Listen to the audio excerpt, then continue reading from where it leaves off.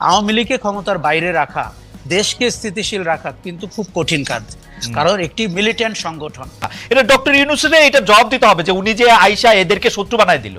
আসলেই আমি আমি সেই দিন থেকে ওনার সমালোচনা করেছি, যেই দিন উনি সরলীকরণ করেছেন, এবং উনি কিন্তু এই বাচ্চাদেরকে এই আন্দোলনকারীদের শত্রু বানাইছে, সবার এই বিএনপি শত্রু বানাইছে, যখন সবার শত্রু বানাইছে। ওয়েস্টার্ন, আপনি আমেরিকাতে থাকেন, পশ্চিমা বিশ্বে কিছু শব্দ ইউজ করা হয়, রকস্টার, মাস্টার মাইন্ড, এখনো পশ্চিমা অডিয়েন্সকে এক শব্দে বলতে আপনি অনেক সময় কার্যকর, কিন্তু এইটার যে রাজনৈতিক এফেক্ট, এইটার যে সামাজিক এফেক্ট, এটা ওনার ভাবা উচিত ছিল। মাস্টার মাইন্ড ওনার বলা উচিত ছিল না, ছাত্ররা তার নিয়োগকর্তা। এখন এটি বলে আপনি জানেন, আমরা যদি ভবিষ্যৎ দ্রষ্টা হই, ভবিষ্যতে যে উনি কত বেকায়দায় পড়তে যাচ্ছেন। এবং কাজেই মানে আমি মনে করি এই সরলীকরণ আওয়ামী লীগ যেরকম একভাবে করছে, অন্তর্বর্তী সরকার প্রধান এবং তার উপদেষ্টারা আরেকভাবে করছে, এবং এখানে সবাই ঘোলা পানিতে মাছ শিকার করতে চাচ্ছে। দূর থেকে সেই জনগণ তাকিয়ে দেখছে যে ভাই, আমার যে ছেলে মারা গেল, আমার যে 30,000 আহত হলো, কেউ পা হারালো, কেউ চোখ হারালো, আমরা এই নাটক দেখার জন্য, সার্কাস দেখার জন্য।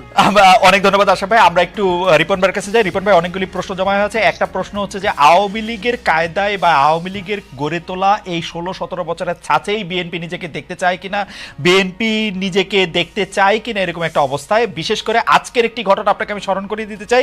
সেটা হচ্ছে যে আমাদের সবার প্রিয় ইশরাক হোসেনকে মেয়র পদে নির্বাচিত করা হয়েছে, বা আদালত বলেছেন যে উনি মেয়র হতে পারেন, এবং তিনি হয়তো মেয়র হয়েও যাবেন, হয়ে গেছেন হয়তক্ষণে। মানে সেই ব্যাপারটা কি আসলে আপনারা খুব ভালো একটা নজির স্থাপন করলেন? সেই হিসাবে আগামীকাল যদি আমরা দেখি যে 2018 সালে বিএনপির 300 জন নির্বাচনে অংশগ্রহণ করেছিল, সেটি একটি রাতের ভোটে নির্বাচন হয়েছিল, যারা যারা এখানে সেকেন্ড হয়েছে, থার্ড হয়েছে, তারাই আসলে এমপি হবে, কয়ে বিএনপি আসলে 300 জন এমপিও পেয়ে গেল, 290 জন, এবং ক্ষমতায়ও বসে গেল, এরকমটাও আসলে হইতে পারবে কিনা, আপনারা ওরকমই চান কিনা? এবং আপনারা যখন নির্বাচনের কথা বলেন, তখনও আপনাদের একটাই চাওয়া থাকে কিনা কোনো মতে গণভবনে তো আর এখন আপনারা থাকবেন না, গণভবন কিরকম জানি হয়ে গেছে, অন্য মানে প্রধানমন্ত্রী ভবনে গিয়ে আপনি বসবেন, তখন আপনি দেশে আসবেন এবং তখন আপনি অন্য কথাগুলি বিবেচনা করবেন। ধন্যবাদ আপনাকে। আসলে আপনি যে কথাগুলো বলছিলেন, মনে হচ্ছে যেন বিএনপি চাইলেই আপনার মেয়র হওয়া যাবে, বা এটা বিষয়টা এরকম না। ইশরাক, আমি আজকে পত্রিকায় নিউজটা যেটা দেখলাম, সেটা হচ্ছে ইশরাক তার নির্বাচনের আপনার ব্যর্থ হয়েছে এই মর্মে তিনি আদালতে করেছিলেন, মামলা করেছিলেন। তো সেই মামলারই আপনার একটা মানে আউটকাম হলো আপনার আজকের এই মানে কোর্টের রায়। এখন এটা তো কোর্টের বিষয়, এটা তো আসলে দলের বিষয় না। দল তো এমন কোনো ডেমনস্ট্রেশন করেনি যে আমাদের যারা মানে নির্বাচনে অংশ নিয়েছিল তাদেরকে বিজয়ী ঘোষণা করতে হবে। এটা তো ইলেকশন কমিশন বিজয়ী ঘোষণা করেনি, ইট ইজ দ্য কোর্ট আপনার মানে সেই মামলাটির আপনার রায় দিয়েছে। চট্টগ্রামে রায় দিয়েছে এখন মানে সেটা কোর্টই দিয়েছে, তাই না? এখন আপনি এই কোর্টের রায়ের বিবেচনা বোধ অথবা এটাকে আপনি যে ব্যাখ্যা আপনি দিতে পারেন সেটা আলাদা কথা। আমি যে ব্যাখ্যা দিতে পারি সেই ব্যাখ্যা হচ্ছে বিএনপি অলরেডি ইন পাওয়ার, এবং বিএনপির বাইরে এখন কিছু নাই বাংলাদেশে। ইলেকশন হইলে বিএনপি 290 সিট নিয়ে আওয়ামী লীগ যেভাবে দেশ শাসন করছে এইভাবেই দেশ শাসন করবে না। বিএনপি ইলেকশন হলে বিএনপি পাওয়ারে যদি আল্লাহর হুকুম থাকে, আমি সবসময় একজন বিশ্বাসী মুসলমান হিসেবে আমি মনে করি যে আল্লাহর হুকুম যদি থাকে, তাই না, মানে রাজ্য ক্ষমতা এগুলো সবই তো আল্লাহর হুকুমের বাইরে কিছু হয় না, এটা আমি গভীরভাবে বিশ্বাস করি। এবং আল্লাহর হুকুম যদি থাকে, আল্লাহ যদি চান, নিশ্চয়ই আপনার জনগণ ভোট দিলে বিএনপি নির্বাচিত হবে, ক্ষমতায় মানে দায়িত্ব রাষ্ট্র পরিচালনা করবে। কিন্তু আপনার 290-280 এত ব্রুট মেজরিটির বিএনপি ক্ষমতায় যেতে চায় না, নিঃসন্দেহে না। আপনাকে আরেকটা কথা আমি বলি, বাংলাদেশে মানে আপনার একটা ক্রেডিবল আপনার মানে ডেমোক্রেটিক প্র্যাকটিস থাকুক, একটা জবাবদিহিতা থাকুক। আমরা কোন সংস্কারটা চাই? বিএনপি কিন্তু বারবার একটা কথা বলছে যে আমরা ভোটের জন্য, একটা সরকারকে জবাবদিহি করার জন্য, রাষ্ট্রের নিরাপত্তা সংহত করার জন্য যেই আপনার সংস্কারগুলো এসেনশিয়াল, সেই সংস্কারগুলো নিয়ে আমরা আগাই, যে সংস্কারগুলো আপনার পরবর্তীতে গভর্নমেন্ট হিসেবে আপনি করতে পারবেন। এখন আপনার কথার কথা, আপনি ক্লাসে পাঠ্য বই আপনি বাংলা ভাষায় মানে পড়বেন না সব ইংরেজি ভাষায় পড়াবেন, এটা তো এখন সংস্কারের মুখ্য বিষয় না। আপনার এই যে বারবার ফ্যাসিস্ট সরকার কেন আছে? Because due to election. এরা ইলেকশন তোয়াক্কা করেনি, ইলেকশন কথাটা শুনলে তাদের গায়ে গায়ে আগুন জ্বলবে যারা জীবনে ইলেক্টেড হইতে পারবে না, নির্বাচনের মধ্যে ক্ষমতা যাওয়ার কোনো সুযোগ নাই। রিসেন্টলি আপনি আরেকটা দেখবেন কথা বলছে, যেটা আমার পার্টি এটা ভিন্ন মত পোষণ করেছে, সেটা হচ্ছে সংখ্যানুপাতে মানে আপনার মানে চাই কি বলে মানে নির্বাচন। আচ্ছা রিপন ভাই একটা হাইপোথেটিক্যাল প্রশ্ন করি, ধরেন আজকে থেকে 1 বছর পরে নির্বাচন হইলো, তো 1 বছর পরে নির্বাচন হইলে আপনারা কি এনসিপি রে ভয় পান যে এনসিপি একটু এখন কিছু আসন পাইলে ওই সময় আরেকটু বেশি আসন পাবে, এরকম মনে করেন? না না না, আমি আদৌ তা মনে করি, আমি ব্যক্তিগতভাবে আমি আদৌ তা মনে করি না এবং আমার দলও তা মনে করে না। তাহলে আর আপনারা ইলেকশনটা তাড়াতাড়ি করার প্রেসারটা কেন দিচ্ছেন? ইলেকশনটা তাড়াতাড়ি করার প্রেশার দিচ্ছ যে কথাটা বলে, এটা তো একটা নির্বাচনী সূত্র। গণঅভ্যুত্থান যে আপনি আশরাফ কায়সার বলেছেন, আপনি বলেছেন একটা দীর্ঘ, আমরা বলবো কিন্তু বিএনপি তো এখানে স্টেক হোল্ডার, বিএনপি কেন বলবে? বিএনপি ওয়েট করবে যখন ইলেকশন হবে তখন ইলেকশন হবে, আমরা বলবো ইলেকশন। না না, অনির্বাচিত সরকার যতদিন ক্ষমতা থাকবে ততদিন এখানে ষড়যন্ত্র থাকতে পারে। এই যে গত 3-4 দিন বাংলাদেশের যে গুজবের ফ্যাক্টরিতে পরিণত হয়েছিল এই জরুরি অবস্থা। রিপন ভাই আপনি আমার থেকে অনেক ভালো জানেন, আপনি গুজবের ফ্যাক্টরির কথা বলতেছেন। আমরা কি দেখতেছি? আমরা দেখতেছি শাহাদাত সাহেব চট্টগ্রামে মেয়র হয়েছে, ইশাক সাহেব ঢাকায় মেয়র হয়েছে, অ্যাটর্নি জেনারেল আপনাদের লোক, আইন আদালতে গিয়ে তারেক সাহেবের সব মামলা তুলে নেওয়া হয়েছে বা খালাস হয়ে গেছে, বেগম জিয়ার মামলা পরের দিন খালাস হয়ে গেছে। সেক্রেটারি যারাই প্রশ্ন করি, আমি তো কিছুদিন সরকারি চাকরি করছি জানি, যারাই প্রশ্ন করি সে নিজের প্রথমে বলে না যে ভাই তোমার সাথে বিএনপির কোন লিডারের কথা হলে তুমি কিন্তু বললো আমি কিন্তু বিএনপির লোক। এই সিস্টেমটা তো ভাঙতে হবে। কেন তাকে বলতো সে বিএনপির লোক? আমি তো বারবার আমি তো রাজনীতি করি, আমি যখন আমার এলাকায় যাই, I met my SP DC আপনার ইউনো, তাদেরকে মিট করছি। আমি একটা কথা বলতাম যে প্রজাতন্ত্রের কর্মকর্তা হিসেবে আপনি কখনই বিএনপির লোক আপনার পরিচয় দেওয়ার দরকার নেই। যেমন আপনি আওয়ামী লীগের লোক পরিচয় যদি দিয়ে থাকেন, সেটাকে যেমন আমরা মানে অন্যায্য মনে করছি, সমালোচনা করছি, একইভাবে আপনি কখনো বিএনপির লোক হিসেবে পরিচয় দেবেন, সেটাকেও কিন্তু আমরা সমালোচনা করব, নিন্দা করবো এবং আমরা এটাকে মোটেই প্রশ্রয় দেব না। ভাই আমরা একটু আওয়ামী লীগকে নিয়ে কেন জুলাইয়ের মিত্রদের মধ্যে এটা হলো, এটা একটু প্রথম কথা আমি বলি যে জুলাইয়ের মিত্রদের মধ্যে এখন ভোটের অঙ্ক কাজ করছে, তারা রাজনৈতিক গেইন পাওয়ার চেষ্টা করছেন।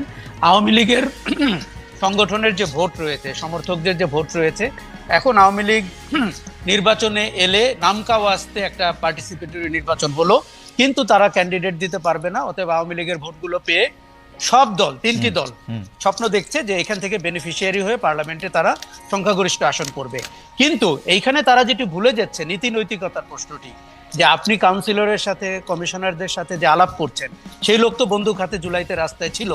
কাজে তখন আপনার দ্বিধা লাগছে না ভাবতে যে শহীদদের রক্তের উপরে দাঁড়িয়ে আপনি বেইমানি করছেন? আমরা 3টি দলকেই তাদের কোনো আচরণে দেখতে পাচ্ছি গণ অভ্যুত্থানকে ভুলে যেতে, এবং কোনো দল গণ অভ্যুত্থানের চেতনাকে পাশ কাটিয়ে নির্বাচনকে সামনে এনে তাদের ক্ষমতায় যাওয়ার পথ সুনিশ্চিত করতে চাচ্ছে। এখন আমি আপনাকে বলি যে বিএনপির ব্যাপারে তার একটা পারসেপশন তৈরি হয়েছে যে বিএনপি সংস্কার চায় না, না চেয়ে নির্বাচন করে ক্ষমতায় যেতে চায়। এখন তার মনে হয়তো ভালো 2-1টি সংস্কার থাকতেও পারে। আমি কিন্তু তারেক রহমানের বক্তব্যে সবচেয়ে ইমপ্রেসড গত 7 মাসে। উনি আগ বাড়িয়ে অনেকগুলো কথা বলেছেন যেটা বিএনপি নেতৃত্বকে আমি খুব একটা বলতে শুনিনি, কিন্তু সেগুলোকে তো আমাদের লিপিবদ্ধ করে ঐক্যমত্যে সিগনেচার সহ থাকতে হবে যে this is what we agri. সেই জায়গাটিতে আপনি দেখেন বারবার আমরা অন্তর্বর্তী সরকারের কথা বলছিলাম। আমি অন্তর্বর্তী সরকারকে খুব একটা বিশ্বাস করতে চাচ্ছি না, কেননা তাদের ক্রেডিবিলিটি খুব একটা হাই না। তারা কিভাবে নির্বাচিত হয়েছেন? আমি 5 তারিখ থেকে প্রশ্ন করেছি এই উপদেষ্টাদেরকে কে নির্বাচিত করেছে, এই গোমর কিন্তু আমি এখনো উত্তর পাইনি। 5 থেকে 8-এ বাংলাদেশে কি ঘটেছে, কে উপদেষ্টাদের সিলেক্ট করলেন? কাজে আমরা চাই তাদের মেয়াদ স্বল্প হোক, নির্বাচন তারা দিক, এবং আমরা অনির্বাচিত সরকারের আওতায় দেশ চলুক, এটা আমরা চাই না। আমরা নির্বাচনের পক্ষের মানুষ, কিন্তু সেই নির্বাচনের আগে তো আপনাকে কিছু কথা একমত হতে হবে, নালে তো আবার আপনি একটি আওয়ামী লীগ বা একটি হাসিনা সরকারের মতোই সরকারে চলে গেলেন। কাজেই আমি কিন্তু ভেবেছিলাম যে অন্তর্বর্তী সরকারের না, বিএনপি সবচেয়ে বেশি সংস্কারে অগ্রণী ভূমিকা পালন করবে। বিএনপি আগ বাড়িয়ে বলবে যে সরকার যেন বাধ্য হয় এই সংস্কারগুলোকে করতে, অথবা জামাত অথবা জাতীয় নাগরিক পার্টিও যেন বিএনপির সাথে সুর মিলাতে পারে। আমরা বিএনপিকে ওই জায়গাটিতে দেখতে পাচ্ছি না। মানুষের পারসেপশন তৈরি হয়েছে আপনি সংস্কার চান না, আপনি নির্বাচন চান, কিন্তু বিএনপিকে এটা ক্লিয়ার করতে হবে। দেখুন পারসেপশন, খালেদ আপনি খুব ভালো জানেন, পারসেপশনটাকেই ব্যাটল করতে হয়। Perception is reality, right? Absolutely. এইবার রিফাইন্ড আওয়ামী লীগ সম্পর্কে আমি বলি, আমি ফ্যাসিবাদের উপরে যতটা পড়াশোনা করেছি, বাংলাদেশ আওয়ামী লীগের সমর্থক, কর্মী, শুভানুধ্যায়ী, কমান্ডাররা আমার কাছে একটি নতুন বিস্ময়। তারা অনুশোচনাও করেননি, তারা দোষ স্বীকার করেননি, তারা গণহত্যার দায় নেন না, তারা উল্টো ওই গণহত্যাকে পাশ কাটিয়ে অ্যাজ ইফ পৃথিবীতে কিচ্ছু ঘটে নাই, তাদের গতকালকে জন্ম হয়েছে, তারা ইউনূস সরকারের সমালোচনা করেন, ছাত্রদের দুর্নীতি নিয়ে কথা বলেন। দেখুন, এগুলোতে আমার কোনো সমস্যা নাই ফ্যাক্ট বেস হলে, কিন্তু তারা গুজব নির্ভর, তারা মিথ্যাচার করছেন। তাদের মুখে আপনার সবচেয়ে নিরীহ লোকটিকেও আওয়ামী লীগ সমর্থিত আমি আজ পর্যন্ত অনুশোচনা করতে দেখিনি। এটি আমার কাছে খুব ভয়ের, কেননা বাংলাদেশের রাজনীতি আমরা যতটা বুঝি, আওয়ামী লীগকে ক্ষমতার বাইরে রাখা, দেশকে স্থিতিশীল রাখা কিন্তু খুব কঠিন কাজ। কারণ একটি মিলিটেন্ট সংগঠন এবং যাদের এখন টাকা পয়সা আছে, আপনি জানেন 15-16 বছরে তারা প্রায় 233 কোটি টাকা নিয়েছে। কাজেই রিফাইন্ড আওয়ামী লীগ বলে যে প্রপোজালটি বাজারে এসছে, এটি অত্যন্ত অযৌক্তিক, অগ্রহণযোগ্য। এটি আওয়ামী লীগের করিডোর থেকে পাশ হয়ে কোথাও বাজারে আসবে না। আপনি এখন বলুন যে স্পিকার মহিলাটি ছিলেন, তিনি কিভাবে স্পিকার হয়েছেন 3 বার, তিনি কিভাবে এমপি হয়েছেন? যেই সাবির হোসেন চৌধুরীর কথা হচ্ছে, অথবা সোহেল তাজ, অথবা ঢাকার যে ভোটহীন মেয়র, যিনি নির্বাচন ছাড়া মেয়র হয়েছেন, এরা কি করে ভালো আওয়ামী লীগার হয়ে গেল আপনার কাছে? না, তারপরে আমি এখন পর্যন্ত একজন আওয়ামী লীগের সমর্থককেও প্রকাশ্যে বলতে দেখি নাই যে এই কাজগুলি ভুল হয়েছে। তারা শুধু বলেন যে ইউনূস সরকার ব্যর্থ। হ্যাঁ, আমাদেরই এখন আবার ফিরে আসতে হবে, কারণ তারা দেশ চালাতে পারতেছে না, তারা 150টা কারণ আছে। দেখুন, আমি খালেদ গণ অভ্যুত্থানকে বাংলা মানে অত্যন্ত পিওর ফর্মের জনগণের অভ্যুত্থান বলতে পছন্দ করি। কেননা এই ছেলেগুলো 50 জনও ছিল না জুলাই মাসের 1 তারিখে, আমি যতটুকু জানি। এরা কিন্তু, আমি এটাকে নাম দিয়েছি ক্রাউড সোর্স রেভলিউশন। তারা বিভিন্ন জায়গা থেকে হ্যাভারসেক নিয়ে ক্যাম্পাস থেকে এসে হাসিনার বিদায় ঘটিয়ে আবার কেউ কেউ ক্যাম্পাসেই ফেরত গেছে। রাজনৈতিক দলগুলোর কোনো কাঠামোর ভেতরে বাংলাদেশের মানুষ রাস্তায় নামে নাই। পরপর 3টি খারাপ নির্বাচন হওয়ার পরেও, এত মানুষ গুম খুন হওয়ার পরেও, এত অত্যাচার হওয়ার পরেও, তার মানে হচ্ছে জনগণের হাতে শেখ হাসিনার বিদায় হয়েছে, জনগণের হাতে, ছাত্র জনতার হাতে আওয়ামী লীগ শাসনের পতন হয়েছে। এইরকম ন্যাক্কারজনক, এরকম লজ্জার পতন এই আওয়ামী লীগের একটি লোকও এখনো স্বীকার করছে না, গণহত্যার দায় নিচ্ছে না। উল্টো আপনার প্রতিদিন তারা মিথ্যাচার করছে। তারা অভ্যুত্থানের স্বপ্ন দেখে রাতে ঘুমাতে যায়।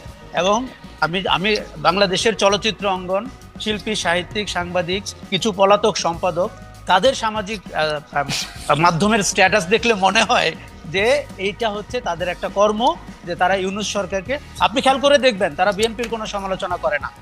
উল্টো বিএনপি বিষয়ক মন্ত্রী যে লোকটা ছিল, সে কিন্তু ঘটনার 3 দিন পর 5 দিন পর থেকে তারেক রহমানকে জনাব, মাননীয় ইত্যাদি বলছেন। মতলবটা কিন্তু ভয়ঙ্কর। এবং যে অপতথ্যমন্ত্রী ছিল, সে কিন্তু এখন আমাদেরকে কি সব একাডেমিক তথ্য ভিত্তিক কথা বলার চেষ্টা করছেন। এই আওয়ামী লীগকে বিশ্বাস করা কঠিন, এবং এই আওয়ামী লীগকে কোনোভাবে রাজনৈতিক স্পেস, আমার মনে হয় যে আমরা আমরা আমরা আমরা আওয়ামী লীগকে আসলে বেশি স্পেস এমনি দিয়ে ফেলতেছি কিনা এই আলোচনার মধ্যে রাখা। কারণ জনগণের মধ্যে আমি এইটা একদম জনগণের হাতে পতনটারে আমি একদম মনে করি যে সঠিক 3টা শব্দ। কিন্তু আশা ভাই, আপনি 1 মিনিট আর একটু বলবেন কিনা, যেটা জনগণের হাতে পতন আপনি বলতেছেন, এই কথার জন্য আপনি আজকে ট্রল হতে পারেন। কারণ আমরা দেখতে পাইতেছি শেখ হাসিনার পতন ঘটায় 1, 2, 3, 4, 5, 10 জন, 12 জন, 15 জন ছাত্র যারা বিসিএস পরীক্ষা দেওয়ার জন্য, ওইখানে কোটা থাকবে কি থাকবে না ওইটা দেওয়ার জন্য যারা আন্দোলন করতে গেছিল, তারপরে তাদের প্রেশার, অন্য অনেক কিছুতে তারা আসলে স্বীকার করে নাই এবং তারা ওখানে দাঁড়িয়েছিল, প্রাণ দেওয়ার জন্য প্রস্তুত ছিল। সেই 12 জনই আসলে শেখ হাসিনাকে সরাইছে, এবং সেই জন্য তারা 135টা গাড়ি দিয়ে চলবে, সেই জন্য আজকে তারা যাকে ইচ্ছা যা খুশি তাই বলবে।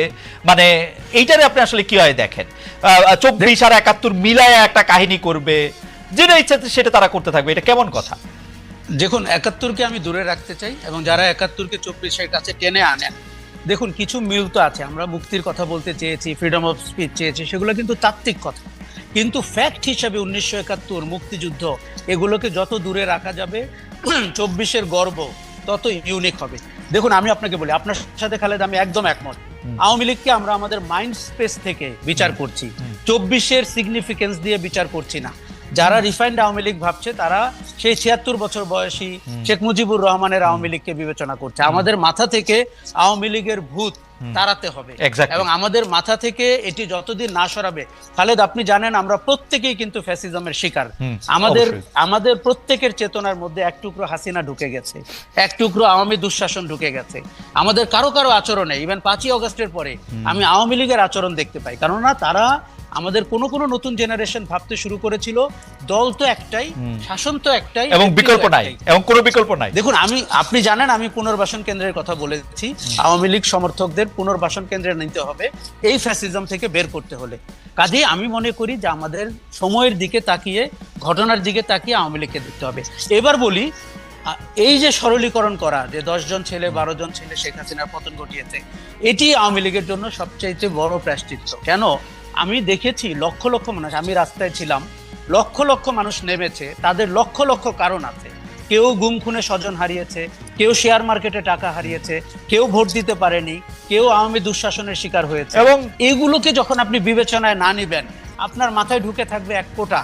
আমি ১৭ই জুলাই বলেছিলাম এটি চাকরি পাওয়ার আন্দোলন না, এটি মানুষের যে মনের যে ক্ষোভ, যে রাগ, যে অভিমান, যে ঘৃণা, এটি তার আন্দোলন। না, অ্যাবসলিউটলি। কিন্তু ডক্টর ইউনূস ক্লিন্টন ফাউন্ডেশনে গিয়ে আমি জাতিসংঘে বলছিলাম ভুলে, এ হচ্ছে মাস্টার মাইন্ড, এটা আমরা একটা মেটিকুলাস ডিজাইনের মধ্যে থেকে ওরা পেছন দিকে করছে।